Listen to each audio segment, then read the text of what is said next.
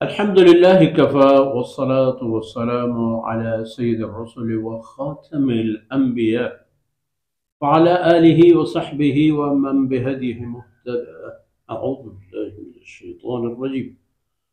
قل ادعوا الذين زعمتم من دون الله لا يملكون مثقال ذرة في السماوات ولا في الأرض وما لهم فيهما من شرك وما له منهم من ظهير. سبحانك لا علم لنا إلا ما علمتنا إنك أنت العليم الحكيم.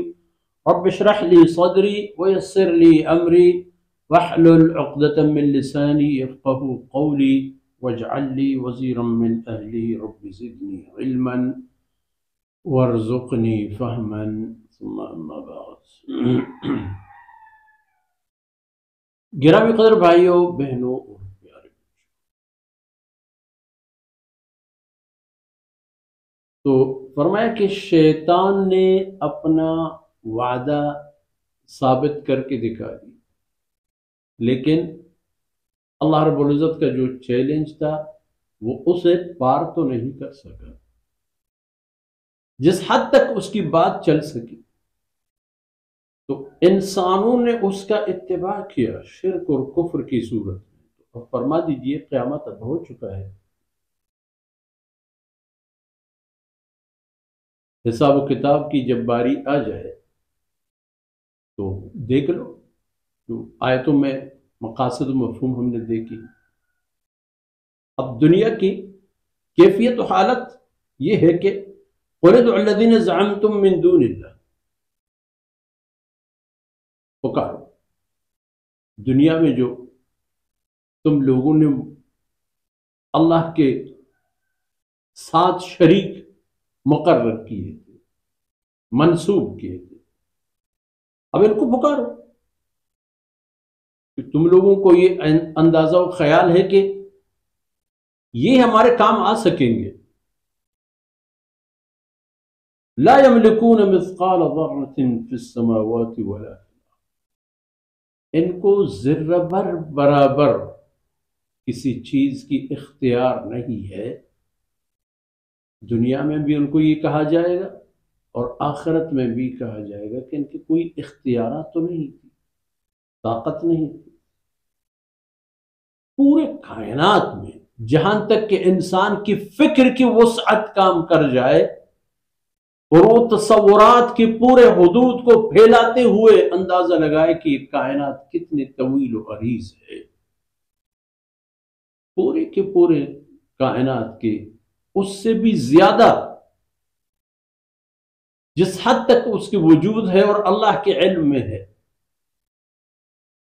اس پورے کائنات میں ایک ذرہ کے برابر ان کو، ان مشرکین کے خود ساختہ معبودوں کو کوئی ملکیت نہیں ہے، نہ آسمانوں کی وسعتوں اور پہنائیوں میں اور نہ زمین کی گہرائیوں اور پیچیدگیوں۔ وَمَا لَهُمْ فِيهِمَا مِنْ شِرْكٍ، اور ان کو آسمانوں اور زمینوں کے اندر کوئی شراکت اقتدار و اختیار بھی نہیں ہے، نہ تخلیق میں اور نہ تربیت اور تعمیر میں، اور نہ ان کی تخلیق اور کور کرنے اور سنبھالنے میں کوئی شریک نہیں۔ وَمَا لَهُ مِنْهُمْ مِنْ ظَهِيرٍ،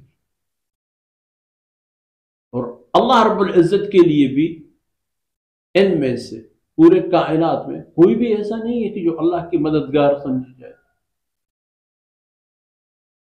یا ان کو اللہ رب العزت کی گرفت سے بچانے میں ان کی مددگار ثابت ہو، بالکل کوئی ایسا نہیں۔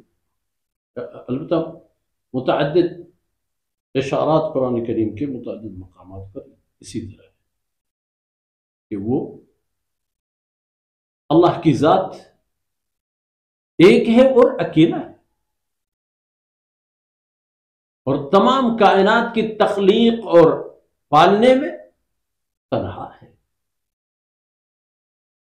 تدبیر کائنات میں بھی تنہا ہے، ہمیشہ سے ہمیشہ تک تنہا ہے، اس کی شان اس کی تنہائی ہے، جبکہ مخلوقات تنہائی کی تحمل نہیں کر سکتے۔ تو فرماتے ہیں کہ جن لوگوں کو تم لوگ اپنے معبود بنا چکے تھے، ان کی تو پورے کائنات میں ایک ذرہ کے برابر کوئی ملکیت نہیں ہے، اور آپ لوگ اتنی بڑی بڑی باتیں کر لیتے ہو، بڑے دعویٰ کر لیتے ہیں ان کے بارے میں۔ اسی طرح کر کے تم لوگ اپنی دنیا اور آخرت کو برباد کر چکے ہوتے ہو، اس لیے اپنے آپ کو اسی طرح کے مراحل اور حالات سے محفوظ رکھے تاکہ آخرت کی تباہی سے بچ جائے۔ یہ تمام وارننگ اور اطلاعات ہمیں دنیا میں فراہم کر دی گئی ہیں، وہاں جا کے پھر یقین کریں ہاں جو ہمیں کہا گیا تھا اس بات سچ تھی۔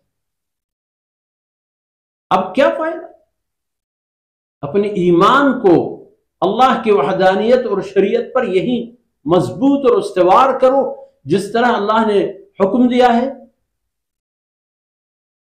اور پھر اسی کے مطابق زندگی گزارو گے، وہی آپ کے اعمال ہوں گے۔ وصلی اللہ علی نبینا محمد وعلی آلہ وصحبہ۔